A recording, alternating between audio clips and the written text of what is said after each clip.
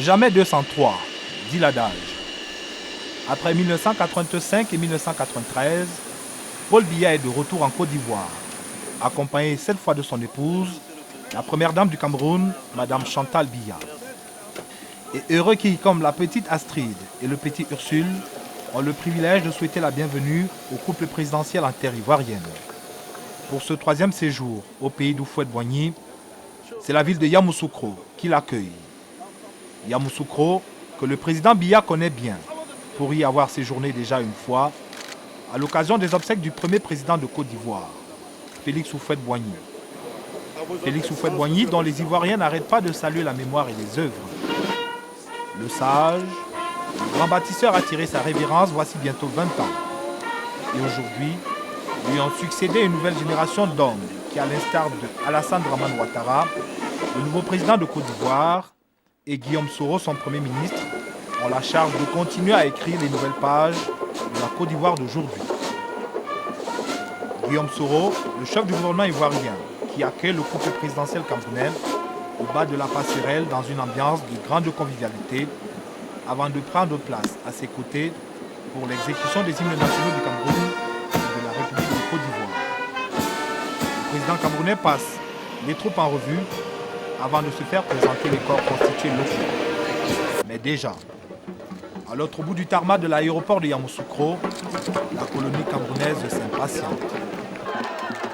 Estimée à plus de 5000 personnes, les Camerounais vivant en Côte d'Ivoire ont en ce jour solennel tenu à faire la loi du nombre.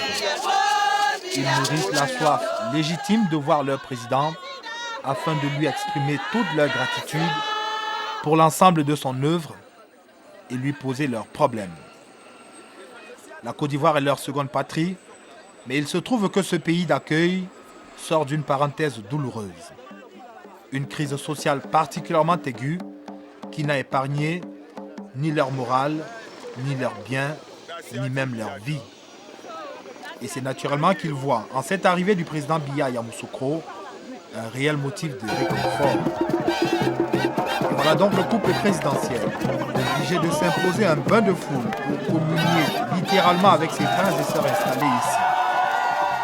Petit détour à l'hôtel Le Président, où la délégation officielle du Cameroun, forte d'une dizaine de membres, a pris ses quartiers, puis le cap est mis sur la fondation Houphouët-Boigny, cadre retenu pour la cérémonie d'investiture du nouveau président. L'affluence observée dans cette magnifique salle de près de 2000 places et l'aéropage des distinguées personnalités présentes a de quoi donner du vertige. Pour marquer son grand retour sur la scène internationale et entamer sa réconciliation avec l'ensemble de ses fils, la Côte d'Ivoire a battu le record de présence des pays qui ont été à ses côtés avant, pendant et après la récente épreuve. Et le président Biya est bien de cela. Lui qui en juillet 2009 déjà recevait en marge d'une visite officielle à Paris en France Alassane Dramane Ouattara et Henri Konan Bédié. Rien de surprenant alors qu'il soit installé aux premières loges, aux côtés du président Nicolas Sarkozy de France et d'une vingtaine d'autres chefs d'État. Après s'être définitivement installé sur le fauteuil présidentiel, le président Alassane Ouattara salue individuellement la présence de ses homologues avant d'inviter ses compatriotes ivoiriens au pardon et à la réconciliation. Le public ivoirien présent dans la salle écoute attentivement l'exhortation. La délégation camerounaise aussi. Quelques instants avant la fin de cette cérémonie, le président fraîchement investi de Côte d'Ivoire reçoit les félicitations individuelles de chacun de ses homologues et tout naturellement celles du président camerounais et son épouse. Dans l'histoire de cette nouvelle Côte d'Ivoire en train de s'écrire, la présence camerounaise à un niveau de représentation aussi élevé ne saurait relever du détail.